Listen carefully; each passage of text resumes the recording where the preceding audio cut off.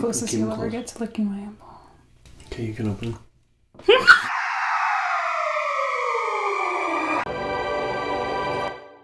Okay, I get it.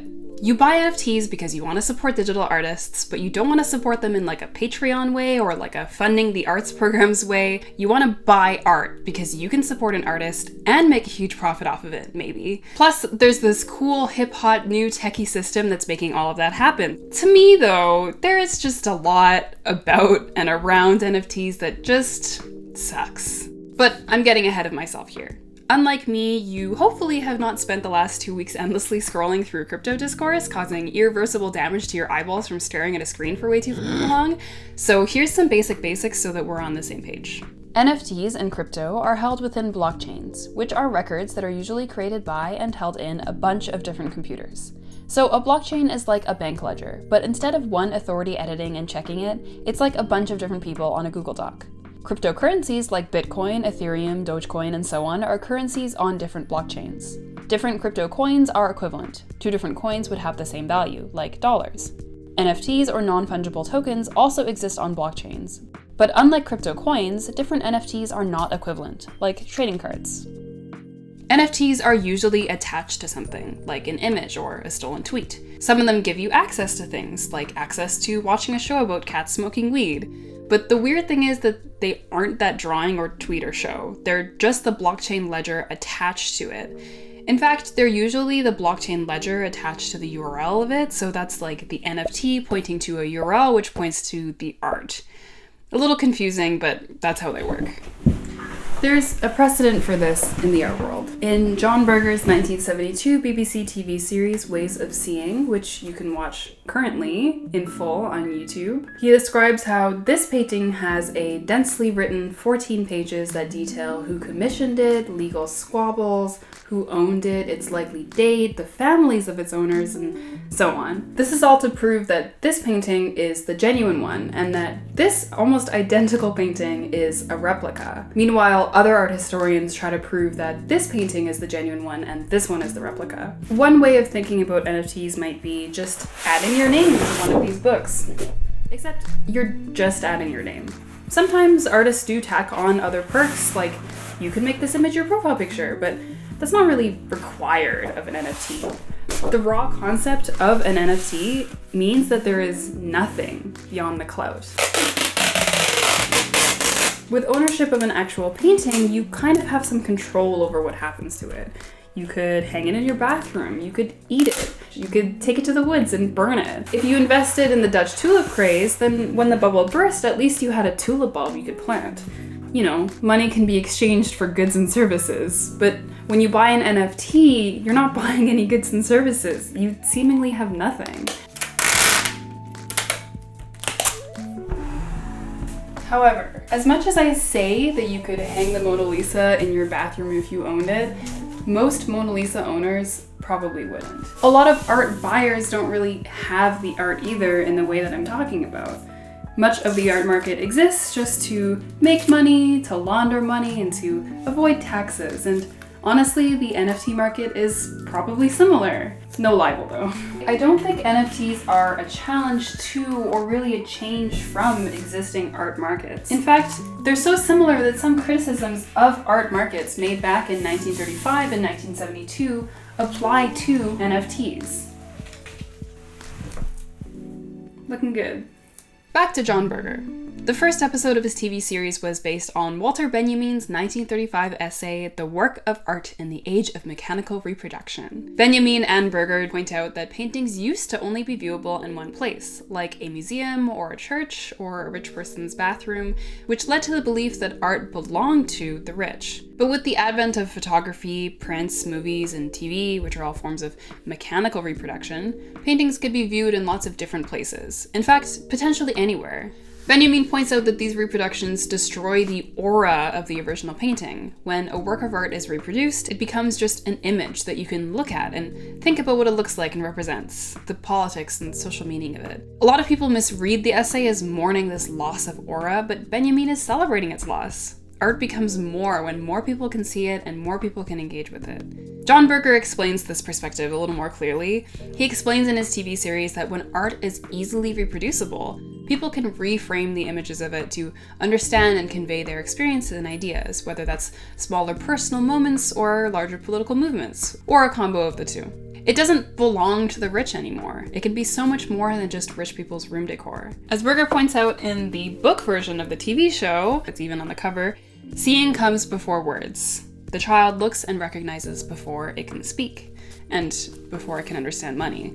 So reproducing and reframing images is a way that we can communicate ideas to each other, especially ideas that are difficult for us to explain in language. Now, people do this in memes all the time, but we don't do it as much with fine art. The meaning of fine art pieces seems more inflexible, because the aura around fine art pieces has been maintained by the art market. When works sell for lots of money, people become interested in them just because they sell for lots of money, and they stop looking at the work itself as an image. Going to a museum is not as much about looking at images as looking at art. Thanks to the art world, we're all obsessed with a painting of a rich lady. Basically, the recreation of this aura means that the democratizing and revolutionary potential of reproducible images is hidden. Everyday people aren't able to just look at paintings and reframe them freely to their own ideas and ends. They become art. TM. Oh no! The sun is going behind a cloud! Go, go, go, go, go, go. Make lots of noise. Do it. Okay. Our current era offers a level of reproduction that Walter Benjamin and John Berger could only dream of, and likewise even more potential to democratize images as well.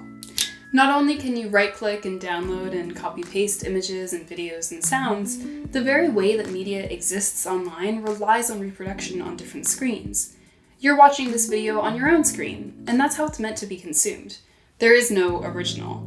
Unlike physical art, it doesn't make sense to say that the first version of the image, say on the digital artist's iPad or in the window of my editing software, is the original, or that it carries in it some fundamentally different or more valuable experience. But NFTs defy and ignore this. They offer the idea of a false, mystified, unique original that's somehow different from and more valuable than the version that appears on your screen.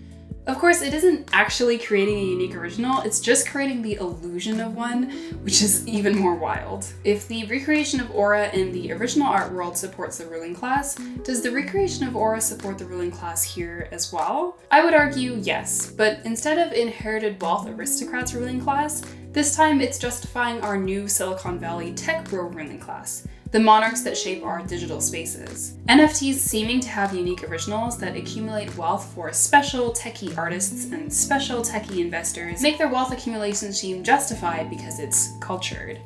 From this perspective, NFTs are again not improving art or revolutionizing the art world, just like how cryptocurrencies won't make the average person wonderfully rich. It's just making life better and easier for people who already have money to get more money, and to justify their getting and having it because they're not scamming people, they're just on the cutting edge. Berger points out that we can defy manufactured aura by actually looking at art and thinking about it. So what do we see if we actually look at NFTs and think about them? Beeple is one of the big names in crypto. He sold a piece with Christie's, a big boy auction house, for $69 million US. Now, there was probably background dealings and ulterior motives here. 69 million, really? But all of that aside, this work definitely made history for NFTs and created a lot of buzz and interest in them. And the sale seems to have validated the work as art. Now, this work that sold for $69 million is a collage of 5,000 days of Beeple's online work. Now, 5,000 images is a lot of images, so thankfully art critic Ben Davis has done some legwork for me. Thanks, Ben. In this article, Ben Davis points out that there is 4 versions of Beeple: satire guy, sci-fi illustrator, digital striver, and a doodler. Davis criticizes his recent satire phase as a little dull and undefined. Like, he depicts Trump, Hillary, Biden, and Bernie Sanders all in unflattering and uncomfortable ways, and seems to make fun of Karens, pride parades, and the beautiful vibes of Dogface 208 within like a month or two. On top of that, he produces other gross out commentary using other popular figures like Buzz Lightyear and Shrek and Michael Jackson. His work seems to just be referential, gross, and angry without any particular thing that he's especially angry about, other than whatever's like hottest in the news cycle or in the collective unconscious. His work is also, to me, uncomfortably sexual in ways that just feel degrading. More on that later. As a sci-fi illustrator, his work also often seems to be making some kind of commentary. But the commentary is just like, isn't our world fucked? And also like, we sure do look at our screens a lot, huh? To me, these are like very sophisticated renderings of those boomer comics that are like, those kids and their goddamn screens. Sometimes his sci-fi illustrations are just like cool fantasy worlds, which when I see them just makes you think, ah, cool. And that's kind of it. Likewise with his digital striver era, as Ben Davis calls it, it's like, ah, cool, this title makes me uncomfortable. His earliest work as a doodler, the lighter white patch and the collage, is also, interesting. This is the part where I follow up on uncomfortably sexual and degrading. Part of me wonders if Beeple's approach to what images he thinks are valuable to create and share has not changed much from 2007 to 2021. He just has more time and experience now, and also now it's profitable to reference woke stuff sometimes. His work isn't high art, and he doesn't pretend it is, but his work still says stuff. All images do. And in my opinion, Christie sold for $69 million work that is motivated by and encourages vitriol, hatred, disrespect, boredom, and frustration. And I think these images and feelings are representative of how a lot of people like Beeple feel and live and think about other people. And that makes me feel scared, and also relates to one of the big myths of NFTs. So NFTs are cool because they make artists money, right? Because they can make you money. And for so many of us, money is a source of hatred, boredom, and frustration, and misery. I know that I feel at my worst when I'm thinking about money. I feel like insecure and frustrated and miserable when I'm thinking about how difficult it is to buy a house and how difficult it is to feel totally secure about my financial future because it just feels so incredibly uncertain. You're spraying out of your background. Oh no! Oh well. When I'm in this mindset or when I feel the threat of it lurking over my shoulder, the idea that just buying the right NFT This is stupid. Yep. The idea that just buying the right NFT or selling some digital art is very appealing. I think the lure of NFTs appeals to the same anxieties and insecurities as other get-rich-quick schemes. And I think they support similar shitty ideas.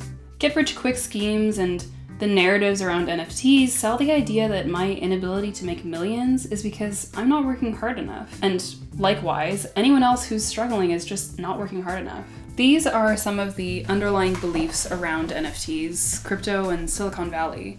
And these beliefs ignore that it's incredibly easy to make more money if you already have money, and much harder if you don't. They ignore that big entrepreneurs started off as already well-connected rich kids. And they ignore that the people who stand to profit most from NFTs are not the underdogs, but the people who already hold a ton of crypto. Underlying it all is this denial of the hard work, dignity, and humanity of other humans. I don't think NFTs are revolutionary. I think they just recreate and reinforce what we already have. Many people's money dreams, like buying a house, are just not feasible right now.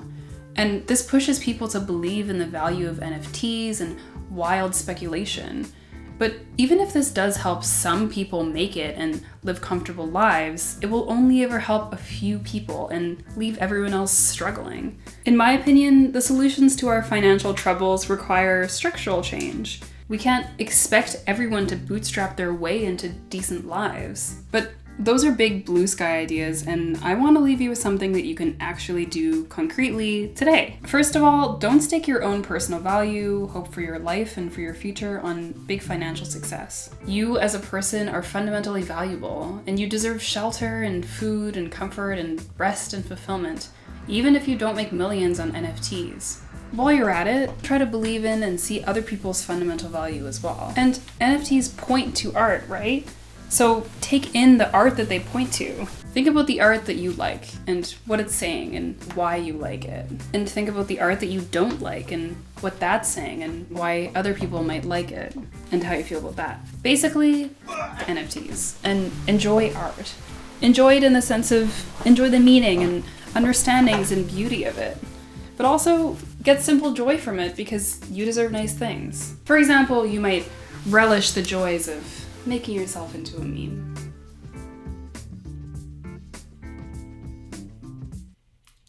Smarmy. Should we go to McDonald's and freak out some students? Thank you for watching. Like, comment, subscribe, do all the things. I love you. Did you say I love you to the camera? I don't love you as much as I love